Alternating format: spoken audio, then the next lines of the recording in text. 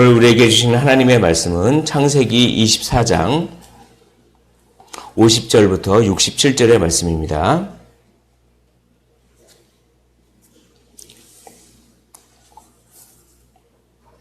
창세기 24장 50절부터 67절의 말씀.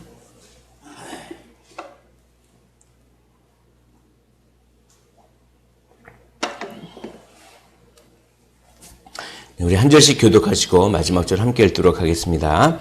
라반과 부두엘이 대답하여 이르되 이 일이 여호와께로 말미암았으니 우리는 가부를 말할 수 없노라.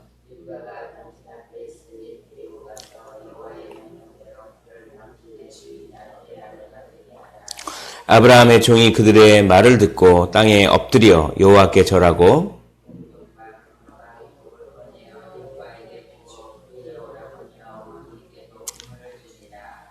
이에 그들 곧 종과 동행자들이 먹고 마시고 유숙하고 아침에 일어나서 그가 이르되 나를 보내어 내 주인에게로 돌아가게 하소서.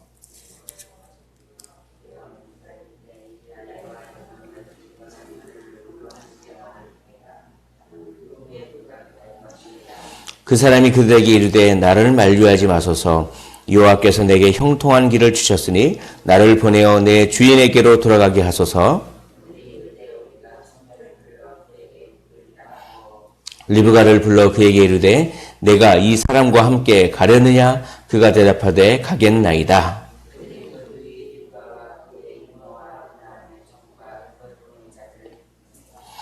리브가에게 축복하여 이르되 우리 누이여 너는 천만인의 어머니가 될지어다. 내 씨로 그 원수의 성문을 얻게 할지어다.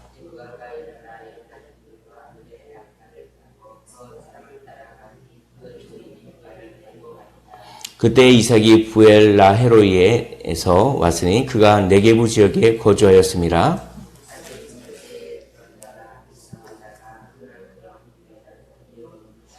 리브가가 눈을 들어 이삭을 바라보고 낙타에서 내려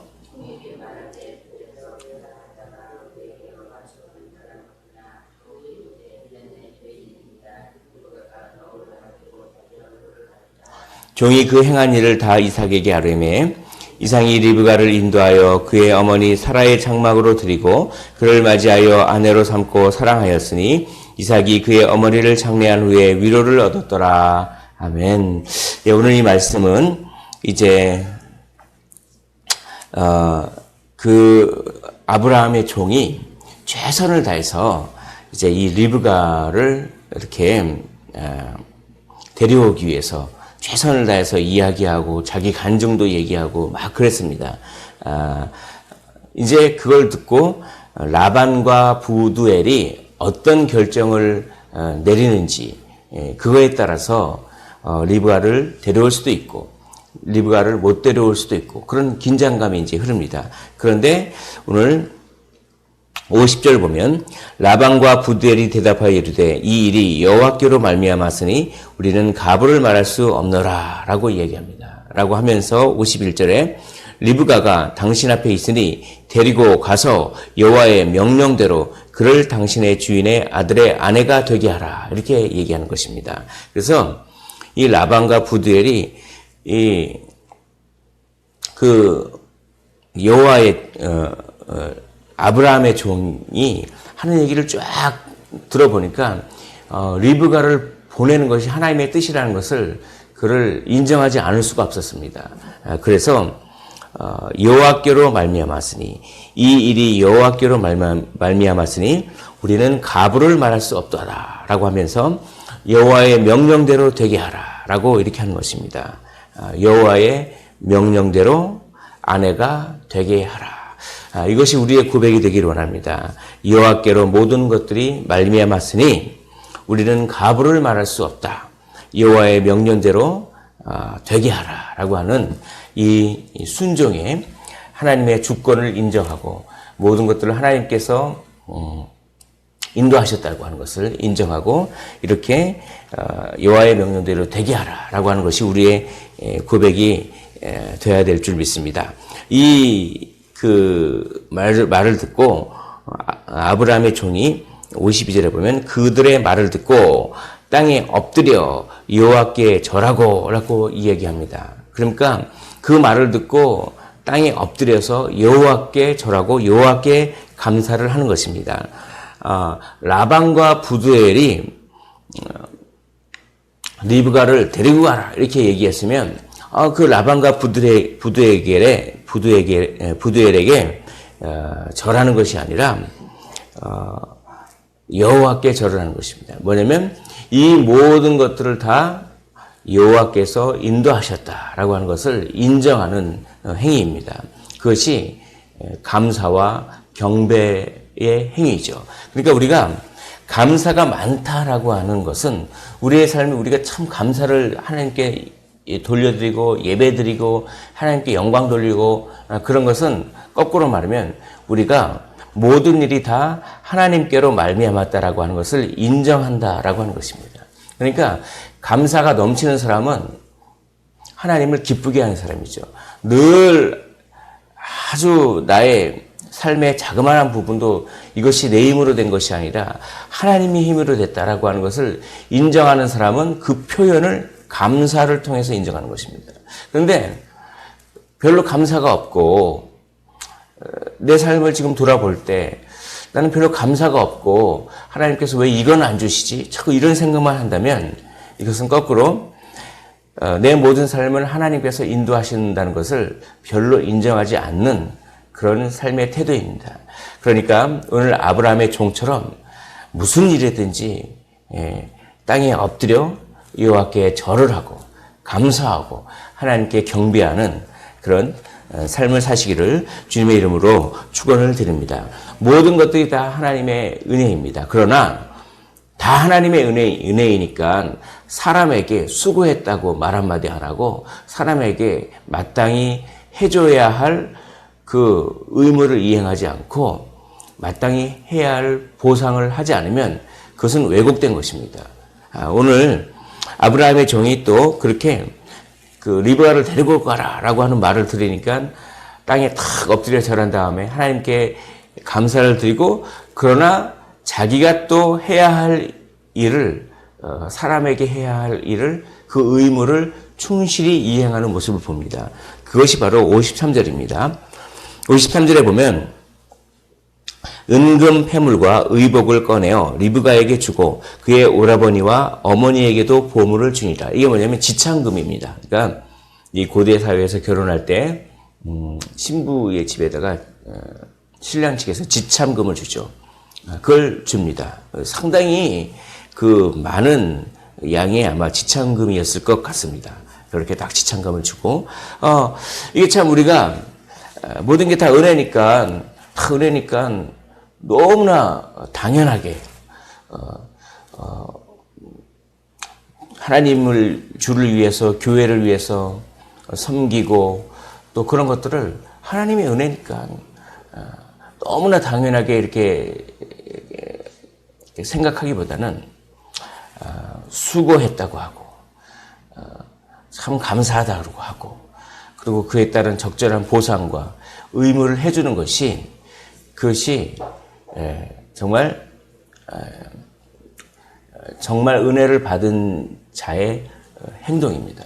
그래서 너무 당연하게 사람들의 수고를 너무나 당연하게 아는 것도 그것도 좀 우리가 잘 그를 균형 있게 그를 생각해서 하나님께 영광을 돌리고 하나님께 감사를 돌리지만 또 사람들에게도 이렇게 위로와 보상과 이런 거를 잘 해야 됩니다. 그래야 이 공동체가 깨지지 않고 그렇게 이렇게 이 공동체가 더 하나님을 찬양하고 또 하나님께 영광 돌리는 그런 분위기가 그런 데서 이렇게 생기는 것이죠.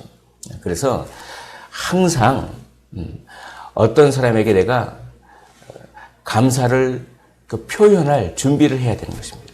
그러니까 우리가 항상 표현할 준비를 해야 돼요. 마음속으로만 갖고 있으면 그건 절반의 절반밖에 안 해요.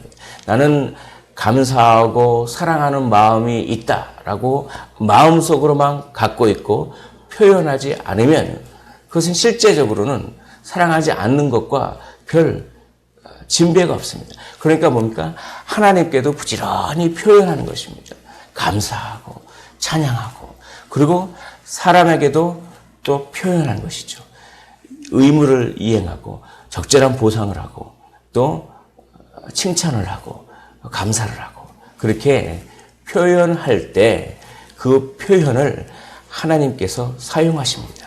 그래서 공동체를 세워나가는 그런 원리를 오늘 여기서 우리가 생각을 해볼 필요가 있습니다.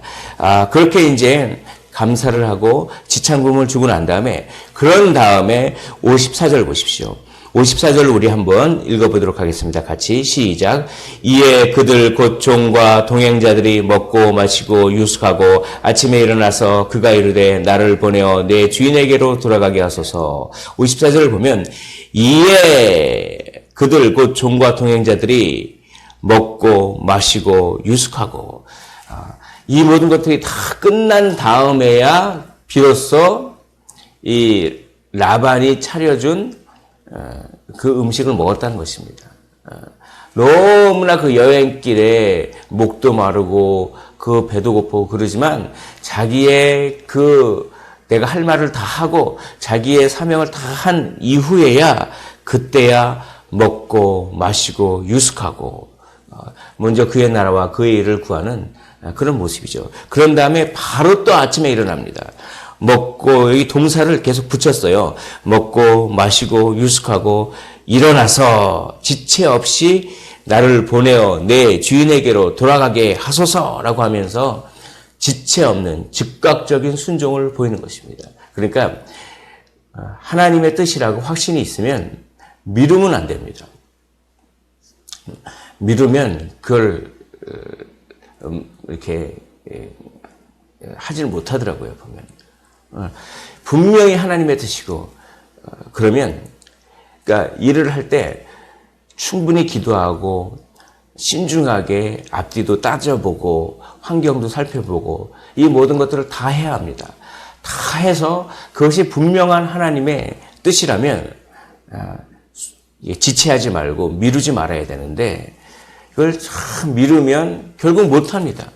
내가 정말 하나님의 말씀을 부지런히 하루에 몇 장씩 읽겠다라든지 뭔가 이 거룩한 하나님의 그 뜻이 탁 와서 올해부터는 내가 정말 더 기도에 전념하고 올해부터는 내가 더 이 복음을 전하는 일에 더 하고 뭐 이런 하나님의 분명한 뜻을 딱 알았을 때 그거를 바로 순종하지 않으면 결국은 희지부지 돼서 결국은 하나님의 그 뜻을 순종하지 못하는 그런 때가 얼마나 많습니까? 그러므로 마귀가 가장 좋아하는 것은 미루는 습관입니다. 미루는 습관을 통해서 마귀는 역사합니다. 그러나 즉각적인 순종을 통해서 성령은 역사하는 줄 믿습니다. 오늘 본문이 본문이 즉각적인 순종을 하라라고 하는 것을 얼마나 강조하는지 모르겠습니다. 이 여호와의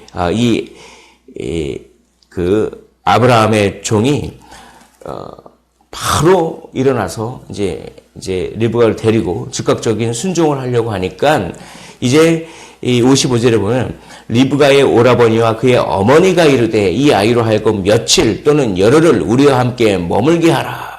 그 후에 그가 갈 것이니라. 이게 이 라반과 부두엘은 이제 바로 데리고 가라 허락했는데 이 리브가의 이 어머니가 이 모성애라고 하는 게 있잖아요. 아쉬운 거야. 그래서 열흘 혹은 며칠을 좀 더 이렇게 같이 있고 싶은, 같이 머물고 싶은, 지체하고 싶은 이걸 또 이야기를 하는 것입니다. 그런데 아브라함의 종은 빨리 리브가를 데리고 가는 것이 하나님의 뜻인 그것을 알아차렸습니다. 왜냐하면 이때까지 하나님이 그 인도하시는 거 보면 막힘없이 착착착착 일을 진행하시는 거 보면 이걸 빨리 하는 것이 물론 인간적인 정도 있지만 그것보다는 빨리 이걸 이렇게 데리고 가는 것이 아마 하나님의 뜻을 이루는 것이라고 하는 것은 아마 그런 마음이 들었던 것 같습니다. 그래서 56절에 보면 그 사람이 그들에게 이르되 나를 만류하지 마소서 여호와께서 내게 형통한 길을 주셨으니 나를 보내어 내 주인에게로 돌아가게 하소서라고 지체하지 않으려고 합니다. 그러니까 여호와께서 내게 이렇게 형통한 길을 보내주셨다는 것은 빨리 이걸 하라고 하는 하나님의 뜻이 아니겠습니까? 라고 하는 아마 그런 마음이었던 것 같습니다.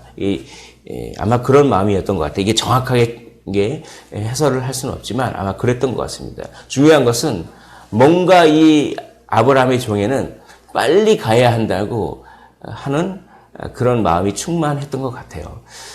아무래도 아브라함이 죽기 전에 리브가를 데리고 오는 모습을 보여주고 싶은 그런 마음도 있었을지도 모르겠습니다. 그러나 아무튼 중요한 것은 하나님의 뜻을, 분명한 뜻을 발견하면 그것을 미루지 마십시오. 그러니까 57절에 그러면 우리가 리브가한테 한번 의견을 물어보자. 리브가가 지체하고 싶으면 좀 지체하게 하고 리브가가 나는 지체하지 않고 가겠다고 하면 그렇게 가게 하는, 그렇게 리브가한테 선택권을 넘깁니다. 그때 이 리브가가 얼마나 이 위대한 선택을 하는지 모르겠습니다. 58절을 보면 이렇게 되어 있습니다. 리브가를 불러 그에게 이르되 내가 이 사람과 함께 가려느냐라고 하니까 그가 대답하되 가겠나이다. 아무런 지체함 없이 그가 대답하게 가겠나이다. 가라라고 하는 것이 우리 주님의 명령이죠.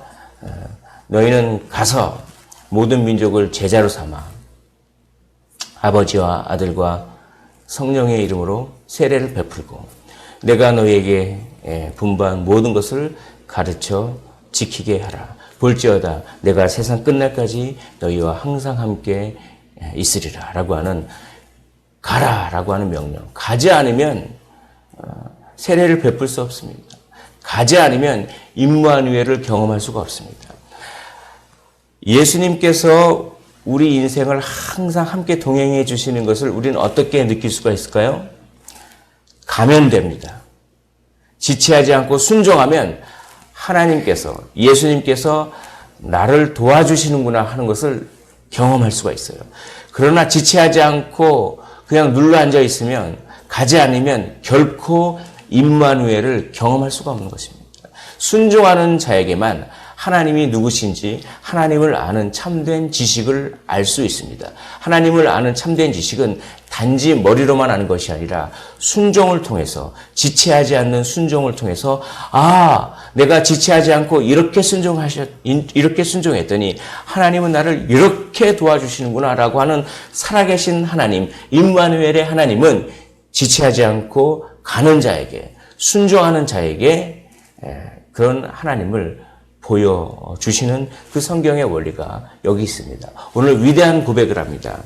아무런 지체함 없이 그가 대답하되 가겠나이다. 이것이 우리의 고백이 되기를 주님의 이름으로 축원을 드립니다. 그러자 그들이 이제 60절에 그들이 그 리브가를 보내면서 축복을 하는데, 리브가에게 축복하여 이르되 우리 누이여 너는 천만인의 어머니가 될지어다. 내 씨로 그 원수의 성문을 얻게 할지어다. 이렇게 위대한 축복을 합니다. 이건 뭐냐면 이제 창세기 17장 15절로 이렇게 이하에 보면 사라에게 하나님께서 약속합니다. 너는 여러 민족의 어머니가 될 것이다 라고 하는 것인데, 이 사라에게 한 약속이 이제는 리브가에게 계승이 되는, 그래서 너는 천만인의 어머니가 될지어다 라고 하면서 그 리브가의 친족들로부터 그런 축복을 받으면서 그것이 결국 하나님께서